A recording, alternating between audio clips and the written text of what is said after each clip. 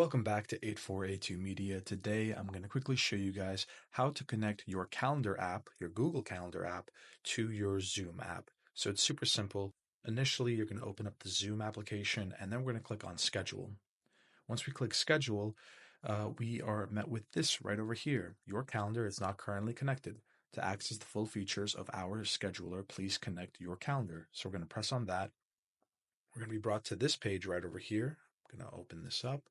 And then we are brought to which calendar app do we want to use. I always go with Google Calendar. We're going to click on that. Permissions, right. Actually, leave these open. Click on Next. And now with which email are we going to open up the calendar with? It's going to be this email. Click on Continue.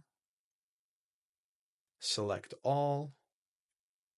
Click Continue.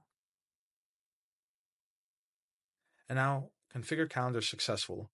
You can go to client to check your upcoming meetings. So now we've set up the calendar. Let's go back to our Zoom app. And now when we press on schedule, we can actually schedule a meeting using the calendar app. Thank you guys for watching. If this video was helpful, please leave a like, and I hope you have a good rest of your day.